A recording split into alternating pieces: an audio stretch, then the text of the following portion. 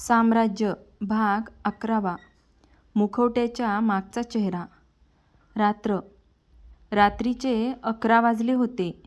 Rajadhyaksha global corporation पूर्ण शांत झालं होतं. फक्त सिक्युरिटी टीम आपलं काम करत होती. आर्यवीर आपल्या केबिनमध्ये एकटाच बसला होता. त्याच्यासमोर ती लाल फाईल उघडली होती. प्रत्येक पान एक नवीन धक्का देत होतं. अचानक फोन वाजला. विक्रांतचा कॉल होता. सर, तो माणूस सापडला आहे. आर्यवीर लगेच उठला. कुठे आहे? बेसमेंटमध्ये. मी लगेच येतो. आर्यवीर वेगाने खाली उतरला. बेसमेंटमध्ये सिक्युरिटी गार्डांनी एका माणसाला पकडलं होतं. त्याच्या चेहऱ्यावर काळा मुखवटा होता. हात मागे बांधलेले होते. आर्यवीर त्याच्यासमोर उभा राहिला. कोण आहेस तू? तो माणूस फक्त हसला. एकही शब्द बोलला नाही. आर्यवीरने त्याचा मुखवटा काढला. सगळे आश्चर्याने मागे सरकले. तो माणूस कंपनीतला एक साधा इलेक्ट्रिशियन होता. विक्रांत म्हणाला, सर, हा खरा गुन्हेगार असू शकत नाही.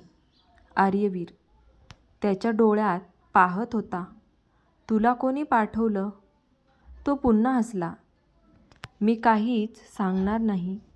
तेवढ्यात त्याच्या खिशातून एक छोटा मोबाईल खाली पडला.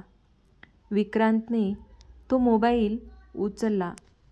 मोबाईल सुरू केला. स्क्रीनवर फक्त एकच मेसेज होता. प्लॅन फेल झाला. पुढचा टप्पा सुरू करा. आर्यवीरच्या चेहऱ्यावर गंभीर भाव आले. म्हणजे? हां, फक्त प्यादा आहे. त्याच क्षणी सावी घरी पोहोचली होती. ती अजूनही त्या लाल फाईलबद्दल विचार करत होती. अचानक तिच्या फोनवर एक अनोळखी नंबरवरून व्हिडिओ आला.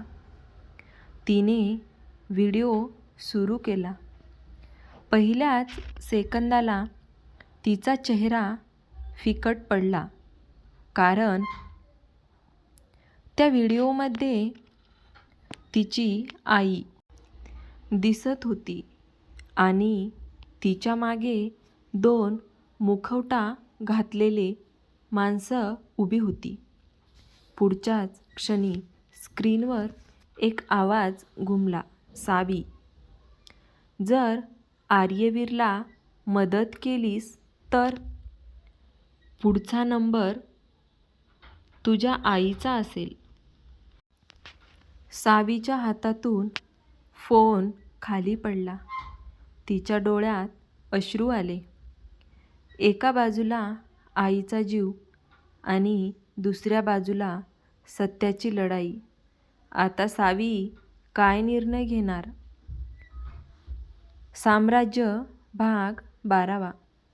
निर्णय की विश्वासघात? सावीच्या हातातून फोन खाली पडला. काही क्षण तिचा श्वासच अडकला. स्क्रीनवर दिसलेला व्हिडिओ पुन्हा पुन्हा तिच्या डोळ्यासमोर येत होता. तिची आई खुर्चीवर बसलेली होती. चेहऱ्यावर भीती स्पष्ट दिसत होती. तिच्या मागे 2 मुखवटा घातलेली माणसं उभी होती. त्यापैकी एकाने कॅमेऱ्याकडे पाहून फक्त एवढंच म्हटलं होतं, आर्यवीर राजाध्यक्षापासून दूर राहा, नाहीतर पुढचा व्हिडिओ शेवटचा असेल. सावीच्या डोळ्यात पाणी आलं. तिने पुन्हा त्या नंबरवर कॉल केला, पण फोन बंद होता. ती रात्रभर झोपू शकली नाही. एका बाजूला आईचा जीव आणि दुसऱ्या बाजूला आर्यवीरवर ठेवलेला विश्वास. पहाटे 5 वाजता तिने एक निर्णय घेतला. आईला काही होऊ देणार नाही, पण सत्यापासूनही मागे हटणार नाही. दुसऱ्या दिवशी राज अध्यक्ष ग्लोबल कॉर्पोरेशनमध्ये नेहमीपेक्षा जास्त सुरक्षा होती. प्रत्येक कर्मचाऱ्याचं आय कार्ड 2दा तपासलं जात होतं. प्रत्येक मजल्यावर सिक्युरिटी गार्ड उभे होते.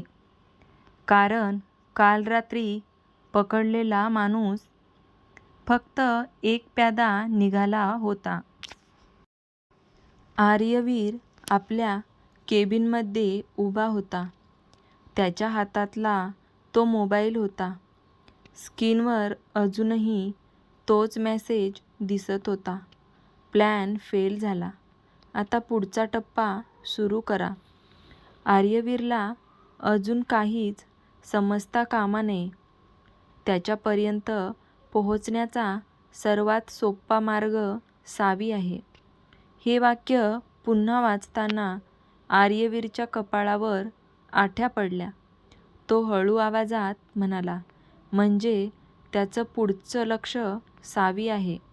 तेवढ्यात विक्रांत केबिनमध्ये आला. सर, एक वाईट बातमी आहे. बोल. काल रात्री पकडलेला माणूस हॉस्पिटलमधून गायब झाला.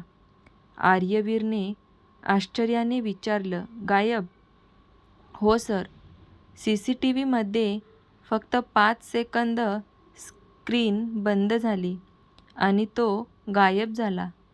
आर्यवीर काही क्षण शांत राहिला.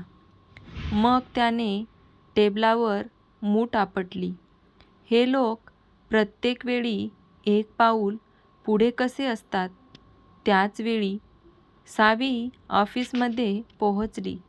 तिच्या चेहऱ्यावर कालच्या रात्रीची भीती स्पष्ट दिसत होती, पण तिने कुणालाही काही सांगितलं नाही.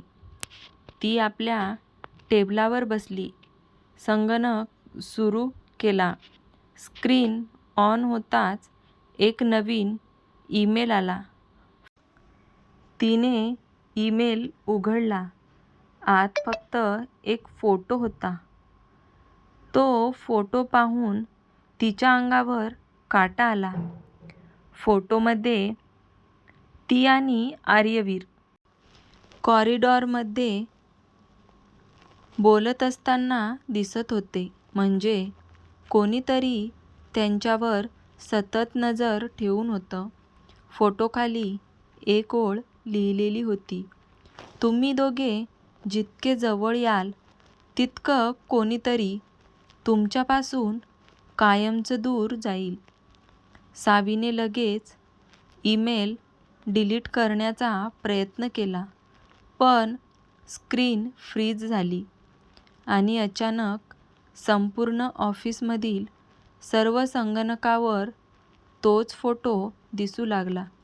संपूर्ण ऑफिसमध्ये गोंधळ उडाला. सगळ्याच्या नजरा सावीकडे वळल्या. काही कर्मचारी कुजबुजू लागले. ही नवीन मुलगी आहे ना? CEO सोबत हिचाच फोटो का? याचाच काही संबंध तर नाही. सावीचं डोकं खाली झुकलं. तिच्या डोळ्यात अश्रू आले. तेवढ्यात लिफ्टचं दार उघडलं. आर्यवीर बाहेर आला. त्याने स्क्रीनवरचा फोटो पाहिला. मग सगळ्यांसमोर तो सरळ सावीजवळ गेला. संपूर्ण ऑफिस श्वास रोखून पाहत होतं. आर्यवीर काही क्षण तिच्याकडे पाहत राहिला आणि शांत आवाजात म्हणाला, आजपासून सावी देशमुख माझ्या पर्सनल टीममध्ये काम करेल. तिच्याबद्दल एक शब्दही कुणी बोलायचं नाही. हे ऐकताच संपूर्ण ऑफिसमध्ये कुजबूज सुरू झाली. पण वरच्या मजल्यावर काचेच्या केबिनमधून कोणीतरी हे सगळं पाहत होतं. त्या अनोळखी व्यक्तीने हसत मोबाईल उचलला आणि फक्त एकच वाक्य बोललं. खेळ आता सुरू झाला आहे, कारण राजा स्वतःच आपल्या राणीचं संरक्षण करायला पुढे आला आहे.